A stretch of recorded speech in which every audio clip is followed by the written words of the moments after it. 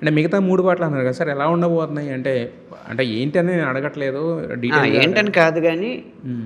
ఖచ్చితంగా 'రామ్ చరణ్' గారి డాన్స్ ఇంకో పాటలో ఖచ్చితంగా మీరు ఊహించొచ్చు. హ్మ్. అలాగే కథకి సరిపోయేటట్టు కొన్ని ఎమోషనల్ పాటలు కూడా ఉన్నాయి. హ్మ్. అవి చెప్తే కథ లీక్ అవుతా ఉంటదనమాట. ఓకే. ఓకే.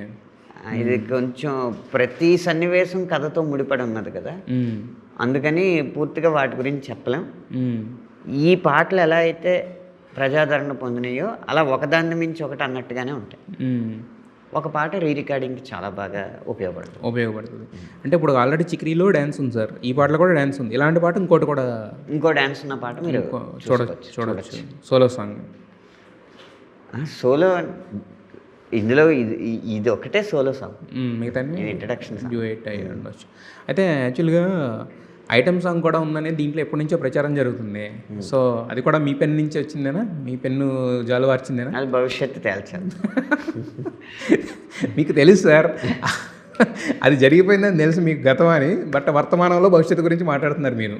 కాదండి. ఇప్పుడు 'రైరే రారా' పాట కూడా ఇంకా ఫైనల్ అవుట్‌పుట్ ఇవ్వాలి అన్నప్పటికి కూడా దానికి మెరుగులు దిద్దుతున్నాను. హ్మ్. ఏ పాట కూడా పూర్తిగా అయ్యేదాకా ఎవరి పెన్ను నుంచి అది వస్తదో చెప్పలేం. హ్మ్.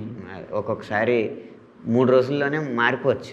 ఓహ్! ఫైనల్‌గా వచ్చిన తర్వాత అంటే మనదంతా ఓకే అన్న తర్వాత కూడా మారే అవకాశం ఉంటదా? మారే అవకాశం రకరకాల ఫ్యాక్టర్స్ అంటే స్టార్ లిరిసిస్టులు కూడా ఆ ప్రాబ్లమ్ ఉంటదా సార్? ఉంటది. హ్మ్. ఎవరికైనా ఉంటుంది. మీకేమన్నా ఉన్నాయా అలాంటియి?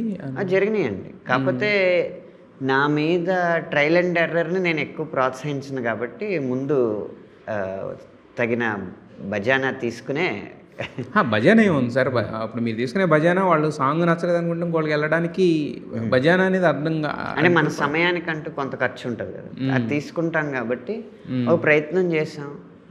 అది మంచి ప్రయత్నమైనా వాళ్ళు గ్రహించలేకపోవచ్చు. లేదా మనమే ఈసారికి పలికుండకపోవచ్చు. అంత అంత సులువుగా తీసుకోవాలి దాన్ని. యెస్. అయితే మీరు రెహమాన్ గారితో ఇంతకుముందు కూడా వర్క్ చేశారు. అయితే ఈ మధ్య కాలంలో ఏంటంటే రెహమాన్ గారు సినిమాకి ఏదైనా మ్యూజిక్ ఆయన పేరు పడంగానే ఏముంటదిలేరా పెద్దగా ఏముండదు ఇలాగే ఉంది గానీ బట్ ఇది ఎవడు ఎక్స్‌పెక్ట్ చేయలేదు అసల. అంటే ఒక సాంగ్‌ని మించి ఒక సాంగ్ హిట్ అవ్వడం ఒక ఆల్బమ్‌లో అనేది చాలా రేర్ ఫీట్.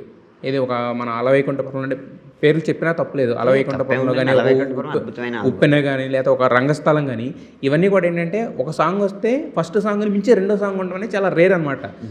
ఎప్పుడు కూడా ఏంటంటే ఒక ఆల్బమ్‌లో బాగున్న సాంగ్‌ని ఫస్ట్ రిలీజ్ చేస్తారనే ఇది ఉంటది కదా! దాన్ని బ్రేక్ చేసి ముందుకెళ్తున్నాయి ఇవన్నీ కూడా.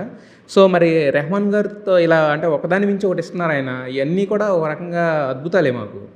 ఒక పాట సూపర్ హిట్ అయితే సాంగ్స్ బాగున్నాయి అంటారు. 2 పాటలు సూపర్ హిట్ అయితే మ్యూజిక్ హిట్ అంటారు. దాన్ని మించి హిట్ అయినాయి అంటే సినిమా మ్యూజికల్ బ్లాక్ బస్టర్ అంటారు. ఆ కోవలోకి వస్తాయి ఈ సినిమాలన్నీ. అది ఎప్పుడు అంటే ఈ పాటే హిట్ చెయ్యాలి, ఈ పాట పర్లేదు వదిలేస్తే చాలు అన్న మనస్తత్వం ఉన్నప్పుడు జరుగుతూ ఉంటుంది. అవి ఈ సినిమాకి ఈ పాట ఇలా ముఖ్యం అని ఒక స్పష్టత ఉందనుకోండి, ప్రతి పాటని మిలియన్ల కోసం చేయం, ఆ సినిమా కోసం చేస్తాం. దానివల్ల ఫలితాలు కూడా అలా వస్తాయి. But million